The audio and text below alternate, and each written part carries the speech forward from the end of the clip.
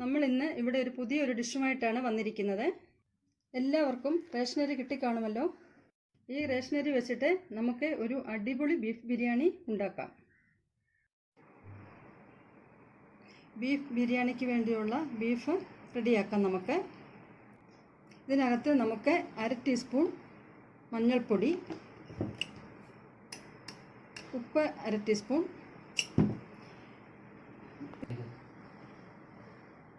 ഇതെല്ലാം കൂടെ നമുക്ക് നന്നായിട്ടൊന്ന് മിക്സ് ചെയ്തിട്ട് നമുക്കിത് മിക്സ് ചെയ്ത് കഴിഞ്ഞ് കുക്കറിൽ വെച്ച് വേവിച്ചെടുക്കാം.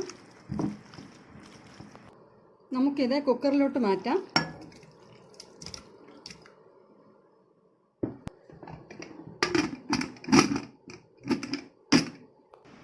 നമുക്ക് ഈ റേഷനരി ഒന്ന് കഴുകിയെടുക്കാം.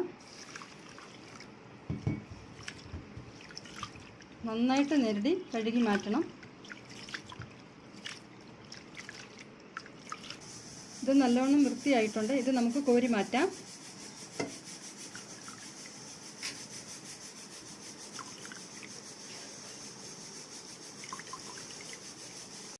ഞാനിവിടെ 3 ഗ്ലാസ് റേഷനരിയാണ് ഇവിടെ എടുത്തിരിക്കുന്നത്. അതിനുവേണ്ടിയുള്ള വെള്ളം ഞാൻ ഇതിനകത്തോട്ട് ഒഴിച്ചു കൊടുക്കുവാണ്.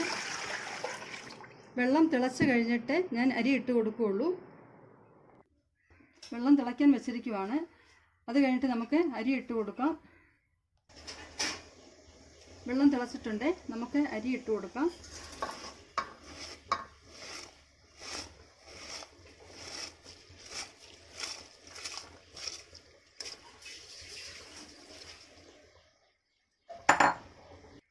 നമുക്ക് 1/2 ടീസ്പൂൺ ഉപ്പിട്ട് കൊടുക്കാം. എന്നിട്ട് നന്നായിട്ടൊന്ന് ഇളക്കുക.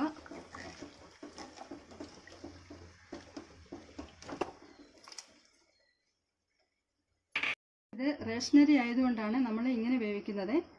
കുക്കറിലിട്ട് വേവിച്ചാൽ ഇത് വെന്തു പോകാൻ ചാൻസ് ഉണ്ട്. ഒരു 3-4 ഗ്രാമ്പൂ, കറുവാപ്പട്ട, തക്കോലം ഇതിനകത്തോട്ട് നമുക്ക് ഇട്ട് കൊടുക്കാം. ഇതിൻ്റെ മണത്തിന് വേണ്ടിയാണ്. നമുക്ക് കുറച്ച് നാരങ്ങാ നീരും കൂടി ഇതിനകത്തോട്ട് ഒഴിച്ചു കൊടുക്കാം. ഇത് ചോറൊന്ന് ഇട്ട് കിടക്കാനായിട്ടാണ്. നന്നായിട്ട് ഇളക്കി കൊടുക്കാം.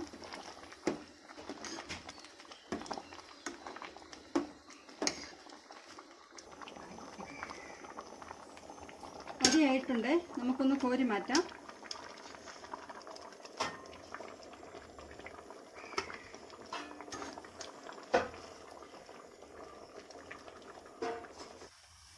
ഇതിനകത്ത് 1 സ്പൂൺ നെയ്യ് ഒഴിക്കുന്നു. എന്നിട്ട് നമുക്ക് വേണ്ട മുന്തിരിങ്ങായും പച്ചമുന്തിരിയും വറുത്ത് നോക്കാം.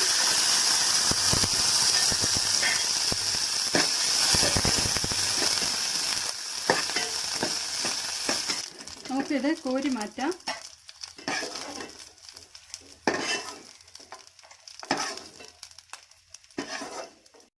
ഇനി നമുക്ക് മസാലയ്ക്ക് വേണ്ടിയുള്ള ഇൻഗ്രീഡിയൻസ് നോക്കാം.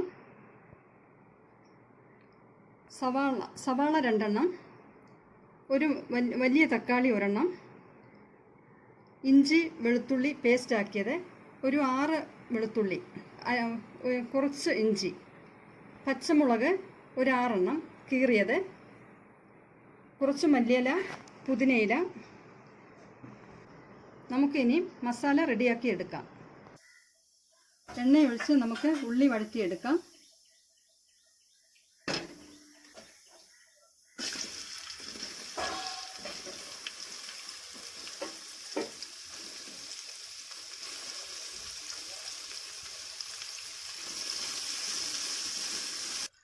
നമുക്ക് കുറച്ച് ഉപ്പിട്ട് കൊടുക്കാം. ഉള്ളി ഒന്ന് നന്നായി വാടുന്നതിന് വേണ്ടിയാണ്. ഇനി നമുക്ക് ഇതിനകത്തോട്ട് വെളുത്തുള്ളി, ഇഞ്ചി, പച്ചമുളക് ഇതെല്ലാം കൂടെ നന്നായിട്ടൊന്ന് വഴറ്റാം.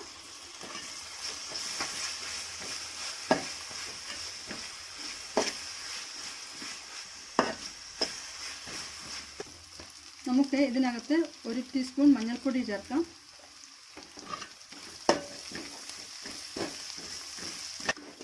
മഞ്ഞൾപ്പൊടി മൂത്ത മണം വരുന്നുണ്ട്. എന്നിട്ട് നമുക്ക് ഇതിനകത്തോട്ട് തക്കാളി ഇട്ട് കൊടുക്കാം.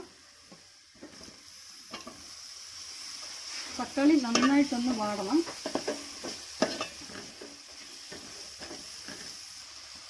ഞാൻ 1 ടീസ്പൂൺ മുളക് പൊടിയും കൂടി ഇതിനകത്തോട്ട് ചേർക്കുകയാണ്. ചേർത്ത് നന്നായിട്ട് വഴറ്റുകയാണ്. നമുക്ക് കുറച്ച് വെള്ളം ഒഴിച്ചു കൊടുക്കാം, അല്ലെങ്കിൽ അടിയിൽ പറ്റിപ്പിടിക്കും. ഇനി നമുക്ക് മല്ലിയില, പുതിനയില ഇതെല്ലാം കൂടി ഇതിനകത്തോട്ട് ചേർക്കാം.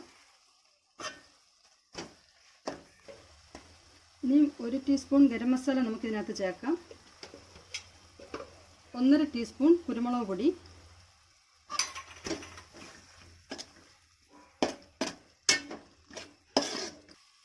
മസാലയായിട്ടുണ്ട്. ഇനി നമുക്ക് ബീഫ് എന്താണെന്ന് നോക്കാം.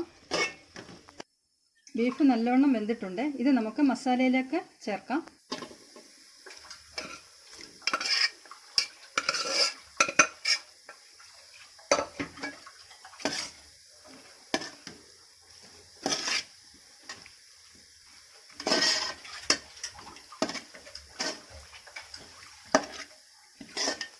നമുക്ക് ചോറും മസാലയും കൂടെ ഒന്ന് സെറ്റ് ചെയ്തെടുക്കാം.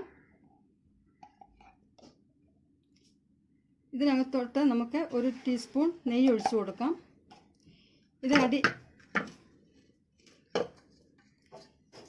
അടിയിൽ പിടിക്കാതിരിക്കാനായിട്ടാണ് നെയ്യ് കുക്കറിലൊന്ന് തേച്ച് കൊടുക്കുക. ഇനി ആദ്യം നമുക്ക് മസാല ഇടാം.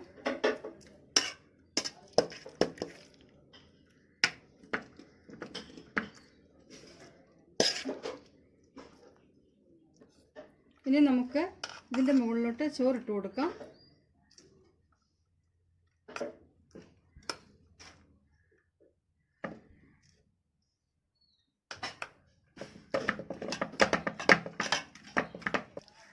ഇനി നമുക്ക് കുറച്ച് മസാലയും കൂടി ഇട്ട് കൊടുക്കാം.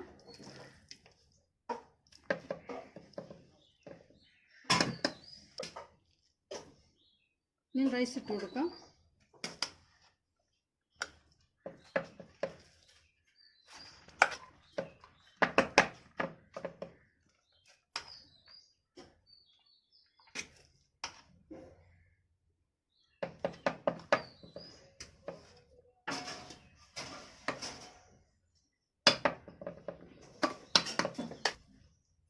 ഇനി വീണ്ടും നമുക്ക് മസാല ഇടാം.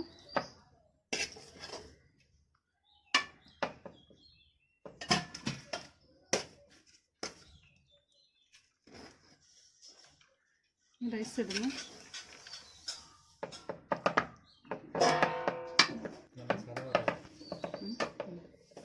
മസാല പറയാൻ മറ്റേ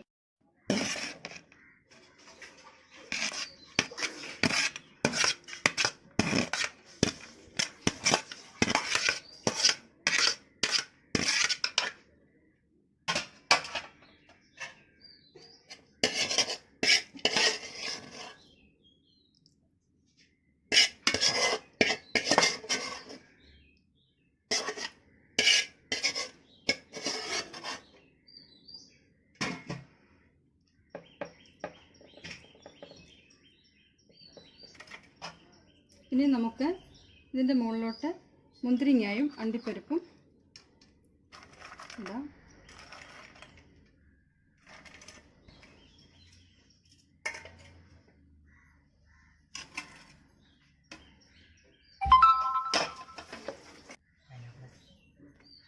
നമുക്ക് കുറച്ച് മണത്തിന് വേണ്ടി കുറച്ച് പൈനാപ്പിൾ എസൻസ് തളിക്കാം.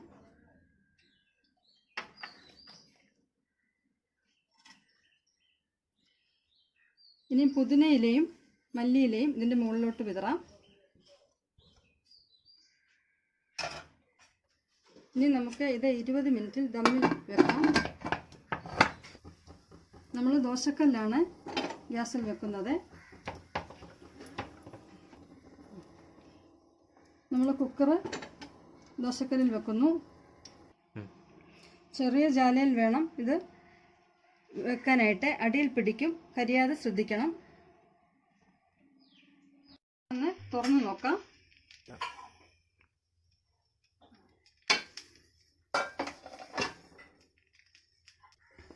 നമുക്കൊന്ന് ഇതിനെ ഒന്ന് മിക്സ് ആക്കി എടുക്കാം.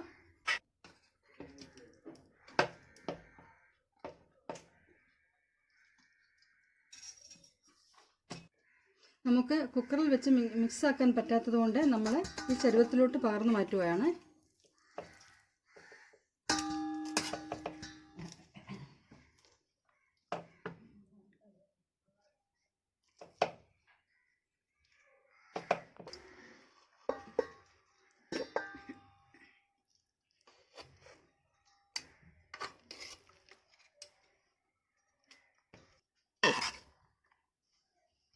നല്ല മണം വരാൻ തുടങ്ങിയിട്ടുണ്ട്.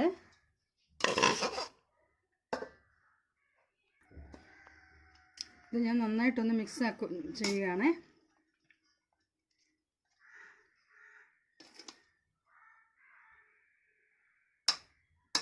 റേഷൻ അരി കൊണ്ടുള്ള ബിരിയാണി റെഡി ആയിട്ടുണ്ട്.